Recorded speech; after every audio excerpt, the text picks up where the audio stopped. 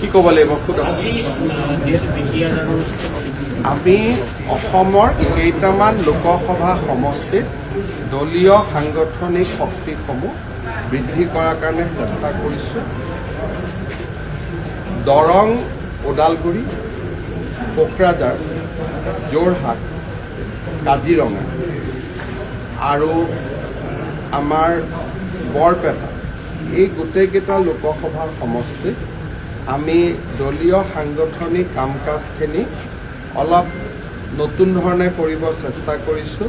আমাৰ ইয়াত একোজন বিধায়কক একোটা বিধানসভা সমষ্টিৰ দায়িত্ব দিয়া হৈছে। বিধায়কৰ তলত 3জন কাৰ্যকৰ্তা দিয়া হৈছে যাতে তেওঁলোক প্ৰত্যেকটো বুথত যাব পাৰে, আমাৰ বুথৰ সভাপতি সম্পাদকসকলক লগ কৰিব পাৰে, চৰকাৰৰ কাম কাজবিলাকক লৈ তেওঁলোকৰ মতামত আমাক আনি দিব পাৰে।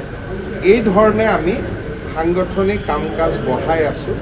প্ৰত্যেক মাহতে দুটা নতুন সমষ্টি আমি যোগ কৰি আছোঁ যাতে ফেব্ৰুৱাৰীলৈকে 14টা লোকসভা সমষ্টিতে আমি উপস্থিত হ'ব পাৰোঁ। যেনেকৈ জানুৱাৰীৰ পৰা আমি গুৱাহাটীত আৰম্ভ কৰিম। এতিয়া আমি BTADৰ কাম কাজখিনি আমাৰ প্ৰায় হৈ গ'ল। গতিকে আমি এটা মাহত 2-3টা কৰি লোকসভা সমষ্টি বঢ়াই আমি সাংগঠনিক শক্তিটো বৃদ্ধি কৰাৰ বাবে চেষ্টা কৰিম। ঠিকে আছে, আমাৰ কোনো ভাল আৰু বেয়ালৈ কৰা নাই। এইটো এটা আমাৰ প্ৰচেছ হয় যে 14টা লোকসভা সমষ্টি প্ৰত্যেকটো বুথ সভাপতিৰ লগত, প্ৰত্যেকটো আমাৰ শক্তি কেন্দ্ৰৰ প্ৰমুখৰ লগত, মণ্ডল সভাপতিৰ লগত আমাৰ যাতে এটা প্ৰত্যক্ষ ষ্টেটৰ পৰাই যোগাযোগ স্থাপন হয়। নহ'লে সাধাৰণতে কি হয়, ৰাজ্যিক, জিলা, মণ্ডল এনেকৈ থাকে। ইয়াত আমি এটা কাৰ্যসূচী লৈছোঁ যে ডাইৰেক্টলি যাতে আমি ৰাজ্যিক টু বুথ এটা আমি এবাৰ হ'লেও আমি যাব পাৰোঁ। গতিকে এইটো এটা নতুন ধৰণৰ পৰীক্ষামূলকভাৱে আমি কৰি আছোঁ সাংগঠনিক শক্তিশালী বৃদ্ধি কৰাৰ কাৰণে। ইয়াত কোনো তাত ভাল তাত বেয়া সেইবিলাকৰ কাৰণে নহয়। এইটো এটা আমাৰ গতানুগতিক আৰু এটা আমি নতুন পৰীক্ষা এটা আৰম্ভ কৰিছোঁ।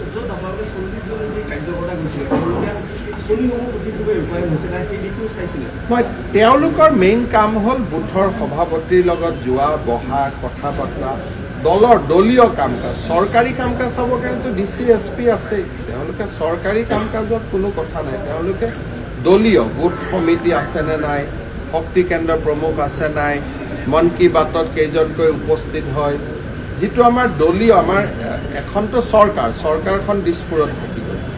ইয়াৰ পৰা আমি দলৰ কামখিনি চাই আছোঁ যে দলৰ যিখিনি দলীয় কাৰ্যসূচী সেইখিনি সঠিকমতে ৰূপায়ণ হৈ আছে। এতিয়া আমাৰ BTADতে আমাৰ 40জন কাৰ্যকৰ্তা গ'ল, ভাল কৰি চালে। আজিৰ পৰা যোৰহাটত আমাৰ 20জন কাৰ্যকৰ্তা যাব। অহা মাহৰ পৰা কাজিৰঙা সমষ্টিত আমাৰ 20জন কাৰ্যকৰ্তা যাব। তেওঁলোকৰ কামটো হ'ল প্ৰত্যেক বুথত গৈ একেবাৰে আমাৰ তৃণমূল কৰ্মীজনক সাক্ষাৎ কৰা।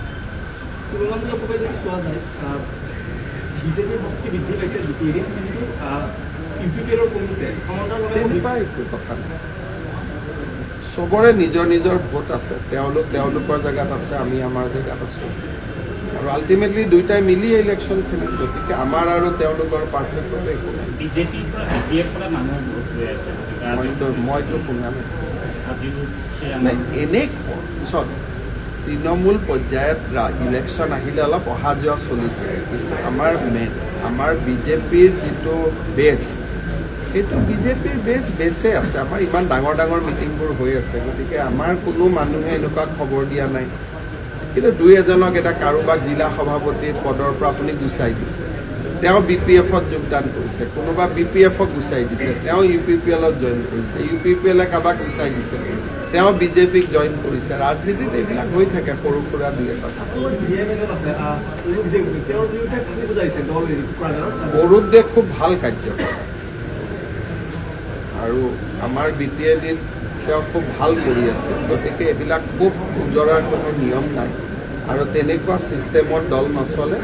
চবেই দলৰ ভাল কাৰ্যকৰ্তা। অৰুপ দেও কাৰ্যকৰ্তা, ময়ো কাৰ্যকৰ্তা। ইয়াতে এনেকুৱা অমুকৰ খুব উজৰা, তমুকৰ খুব উজৰা, এইবিলাক খুব উজৰা পেপাৰ টিভিত হয়, দলত নহয়। এইবিলাক দলৰ ছিষ্টেমত থাকে। সুপ্ৰিম কোৰ্টেই ক'ব, এতিয়া মই কি ক'ম। মুখ্যমন্ত্ৰী মহোদয়, অৰুণোদয় আঁচনি অসমত খুব ভালকৈ আপোনালোকৰ চৰকাৰখনে চলাইছে। ঠিক একেদৰে লাভলী বেহেনা আঁচনি মধ্যপ্ৰদেশ চৰকাৰে প্ৰৱৰ্তন কৰাৰ পাছতে যি ফলাফল আহিল তাৰ কাৰণে কিছু কৃতিত্ব আপোনাকো দিয়া হৈছে। আৰু ৰাজনৈতিক ইলেকশ্যনত প্ৰধানমন্ত্ৰী নৰেন্দ্ৰ মোদী ডাঙৰীয়াক মানুহে ভোট দিছে। কৃতিত্ব মোদী ডাঙৰীয়াৰ কৃতিত্ব, মোদী ডাঙৰীয়াৰ নেতৃত্বৰ। আৰু অসমতো যে আমি ভোট পাম, মোদী ডাঙৰীয়াৰ কাৰণে ভোট পাম। হিমন্ত বিশ্ব শৰ্মাক চাই কোনেও ভোট নিদিয়ে। যোনে ভোট দিব নৰেন্দ্ৰ মোদীক চাই ভোট দিব। অৰুণোদয় আঁচনিখন য'ত প্ৰধানমন্ত্ৰী নৰেন্দ্ৰ মোদী ডাঙৰীয়াক চায়ে মানুহে ভোট দিয়ে। আৰু যিবিলাক আঁচনিও অসমত মই কৰিছোঁ, মধ্যপ্ৰদেশত কোনোবাই, গুজৰাটত কোনোবাই, ৰাজস্থানত কোনোবাই, সেইবোৰ আমি বিজেপি বুলিয়ে কৰোঁ। আমাৰ দলৰ CM সন্মিলনবিলাকত আদান প্ৰদান হৈ থাকে, আমি ভাল কথাবোৰ শিকি থাকোঁ। মিজোৰামৰ যিটো কালি ঘোষণা কৰোঁতে অসম মিজোৰামৰ যি সীমা সমস্যা আছিলে তাক চব ঠাণ্ডা আছে, দেশ শান্তিত আছে, বিকাশৰ পথত আছে। ডেইলি অসমত ভাল ভাল খবৰ আহি আছে। এতিয়া এটা থাৰ্ড ফ্ৰণ্টৰ কথা কৈছে আজি। থাৰ্ড ফ্ৰণ্ট কিয় লাগে? আমাকতো ফ'ৰ্থ ফ্ৰণ্টটো লাগে। অকল থাৰ্ড হ'লে কেনেকৈ হ'ব? ফ'ৰ্থ, ফিফ্থ চব হ'লেহে ইলেকশ্যনবোৰ ভাল হয়। ডেমক্ৰেচি ইলেকশ্যনটো এটা ফেষ্টিভেল হয়। যিমানেই ইলেকশ্যনত যোগদান কৰে, থাৰ্ড হৈ, ফ'ৰ্থ হৈ, ফিফ্থ হৈ, এইটো ভাল কথা। তাতে একো বেয়া পাবলগীয়া একো কথা।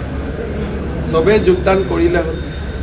কংগ্ৰেছৰ কোনো নেতা ধৰক আপোনালোকে মোক খালি হিমন্ত বিশ্ব শৰ্মাৰ কথা সুধিব, সেইটোৱে উত্তৰ মই দিব পাৰোঁ। বাকী কথা কোনোবা অৰূপ দে, কোনোবা চন্দন পমত, তাৰ কি উত্তৰ হ'ব পাৰে?